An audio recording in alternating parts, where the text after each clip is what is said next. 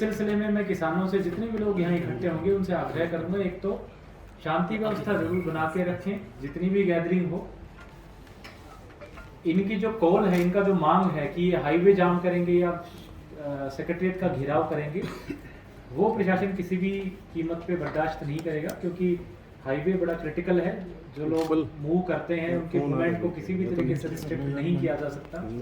इसी प्रकार सेक्रेटरीट में भी जो है जरूरतमंद लोग आते हैं, तो कानूनी तौर पे बिल्कुल गलत है कि अगर इसका कोई घेराव करे।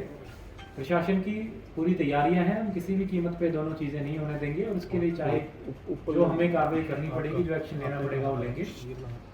लेकिन फिर भी किसान नेताओं से हमारी बात हुई है, मैं आगे उनसे आगे भी अपील करूंगा कि बातचीत, क्योंकि जो कोई भी इनकी समस्या उसका हल बातचीत से ही निकलना है, तो प्रशासन हमेशा बातचीत के लिए तैयार है। इनकी जो भी मांगे हैं, जायज़ मांगे हैं, वो हमारे सामने रखें। मुझे नहीं लगता इसमें कोई दिक्कत है। जो भी चीज़ जायज़ है, लीगल है, हमने इनको बताया है कि वो हम इनके लिए करने को तैयार हैं। लेकिन कोई गलत या इलीगल डिमांड करके और फिर उसके बाद अगर कोई फर्दर हाईवे जाम करने की बात करे या सेक्रेटरीट को घेराव की करने की बात करे, तो वो हम किसी भी कीमत पे नहीं होने देंगे। साथ में जो ट्रैवल एडवाइजरी, क्योंकि एक चांस है हाईवे को इसकी व्यवस्था बहाल करने के लिए फोर्स भी डिप्लॉयड रहेगी हाईवे पे, तो एक हमने ट्रैवल एडवाइजरी जारी की है। मैं लोगों से अपील करना चाहूँगा कि कल के दिन अगर ज़रूरी ना हो, गैर ज़रूरी कार्य के लिए जो नेशनल हाईवे 44 है उसमें विशेष रूप से करनाल की सीमा में ट्रैवल करने से बचें। और अगर फिर भी किसी को ज़रूरत पड़ती है ट्रैवल करने के लिए, तो हमने एडवाइजरी में विस्तृत रूप से आज, जो कि लगभग सभी प्रिंट मीडिया के न्यूज़पेपर्स में भी छपा है, कल सोशल मीडिया पे भी हमने जारी किया था, तो हमने ऑल्टरनेटिव रूट्स प्लान करके बताए हैं। उन ऑल्टरनेटिव रूट्स को लें, ताकि हाईवे पे इन केस आवाजाही किसी वजह से बाधित होती है तो लोगों को दिक्कतें ना आएँ।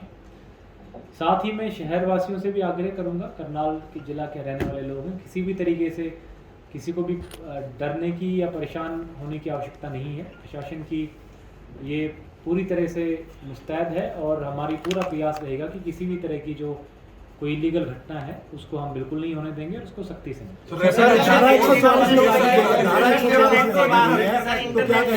धारा 144 हमने कल के लिए लगाई है। इसमें जो भी 5 या 5 से अधिक लोग जो कानून तोड़ने की इच्छा से इकट्ठे होंगे या कोई वेपन जैसे लाठी भाला वगैरह लेकर के इकट्ठा होंगे, उनके गैदरिंग पे प्रतिबंध है। और अगर इस तरीके से कोई करता है तो उसके खिलाफ licensed weapon sir licensed weapon बिल्कुल, चाहे लाइसेंस्ड हो या गैर लाइसेंस्ड हो, अगर 5 या 5 से ज्यादा लोग इकट्ठे होते हैं तो उनको उसको कल के लिए प्रतिबंधित है। सर इंटरनेट और SMS सेवा बंद करने के मैसेज आ रहे हैं सर, इंटरनेट सेवाएं बंद कर दी। इंटरनेट सेवा हाल ही के लिए करनाल जिले में हमारा बंद करने का प्रस्ताव है। पूरे जिले में सर?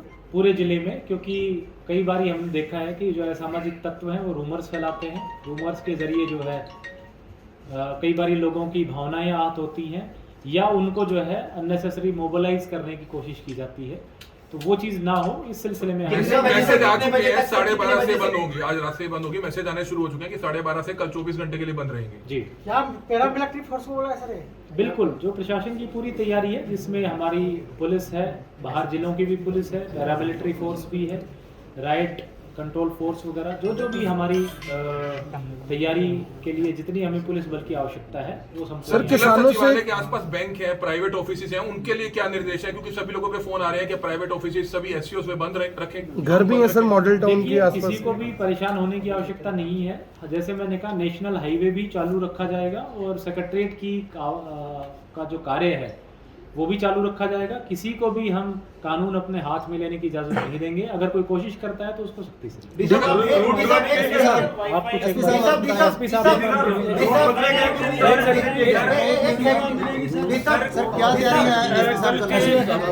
कल की क्या तैयारी है सर? कल की जो किसान महापंचायत को देखते हुए और जिले के अंदर खासतौर पे शहर के अंदर कानून व्यवस्था बनाए रखने के लिए जिला पुलिस की ओर से पुख्ता बंदोबस्त किए गए हैं। करनाल शहर, इसमें करनाल जिले की पुलिस भी लगाई गई है, और बाहर के जिलों से भी पुलिस मुख्यालय की ओर से पुलिस फोर्स भेजी गई है।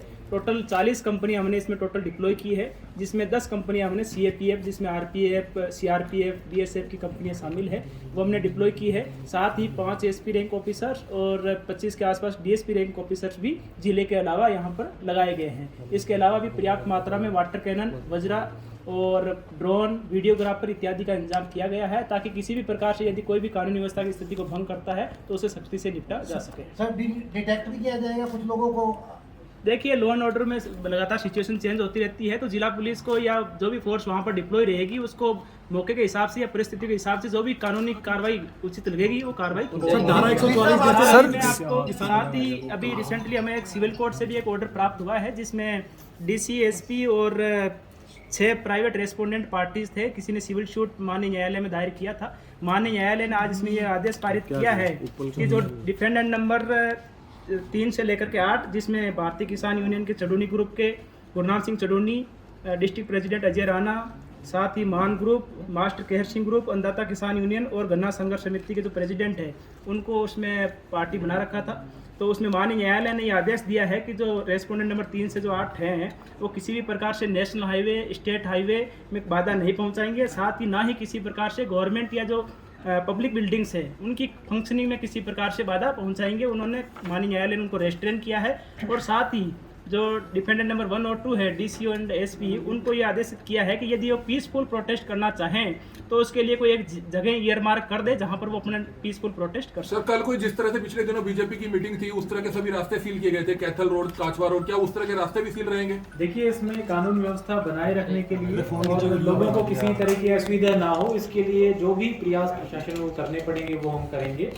साथ ही जैसे अभी एसपी साहब ने बताया कि न्यायालय से भी एक आदेश आया है जिसमें ये कहा गया है कि अगर प्रोटेस्टर्स को धरना साइट की कोई आवश्यकता है तो वो अपनी रिक्वेस्ट कर सकते हैं और प्रशासन उनको पीसफुल धरने के लिए जगह दे क्या कोई सकता जगह है। के लिए अप्लाई किया सर उन्होंने? इस तरह की अभी तक बात सामने नहीं आई है। अगर उनकी तरफ से कोई बात आती है तो न्यायालय के आदेश अनुसार सर किसान नेता के साथ मीटिंग हुई मीडिया साथियों से भी आग्रह करूंगा, क्योंकि लॉ एंड ऑर्डर की सिचुएशन है, व्यवस्था है और काफी डेलिकेट सिचुएशंस होती हैं।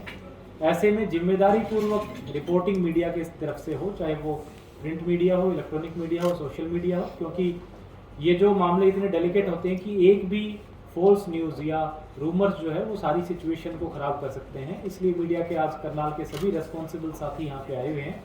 मेरा आप सबसे आग्रह रहेगा कि कोई भी रूमर्स ना चलाएं और लाइव कवरेज के चक्कर में कई बार हम जो है इस तरह की इन्फॉर्मेशन लोगों में देते हैं जिससे लोगों की भावनाएं आहत हो सकती हैं।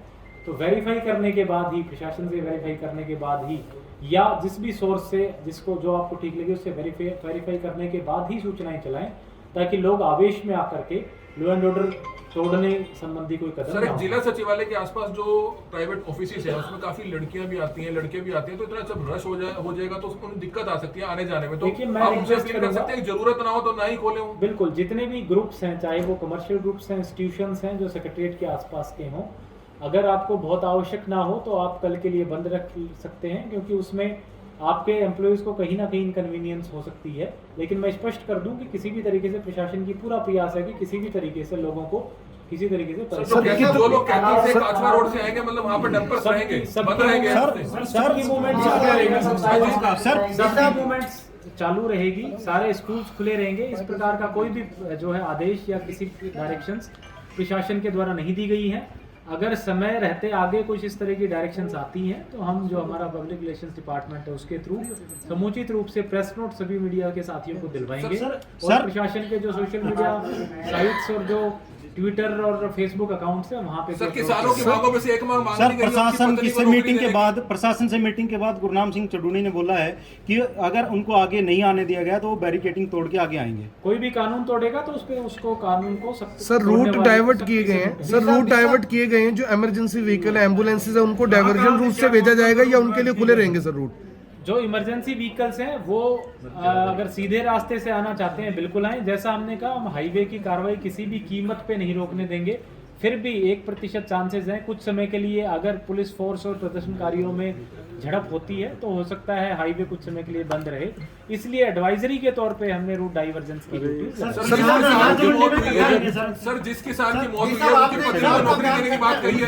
सर आपका बयान इस तरह की कोई बात नहीं है। अगर किसान संगठनों की तरफ से जो भी मांगे आती है, जैसे मैंने कहा, जब भी मांगे आएंगी उन पे बैठ उन्होंने कहा कि डीसी रेट में और अगर बातचीत से जो हल निकलेगा वो हल निकलेगा। स्थितियां लग रही हैं तो जिन लोगों को आप पहले पहले ही मान रहे हैं कि वो कोर्ट से भी आदेश हुए हैं, तो ऐसे लोगों को क्या डिटेन क्यों नहीं किया? जैसे भी आवश्यकता पड़ेगी कानून व्यवस्था को बहाल रखने के लिए व्यवस्था की सब जाएगी। आपकी बयान कंट्राडिक्टरी है। आप कह रहे हैं कि धारा 144 लगा दी गई है और उसके बावजूद आप कह रहे हैं कि अगर शांति से महापंचायत करना चाहते हैं तो करें, जब धारा 144 लगा दी जो भी गई है। लोग कानून व्यवस्था तोड़ने के लिए, अगर आप धारा 144 का आदेश ठीक से पढ़ेंगे तो उसमें लिखा है कि 5 या 5 से ज्यादा लोग अगर कानून तोड़ने की दृष्टि से इकट्ठे होते हैं, तो जिस समय हमें ये लगा कि ये कानून तोड़ रहे हैं उस तब समय उनके खिलाफ कार्रवाई भी करेंगे और 144 के तहत कार्रवाई।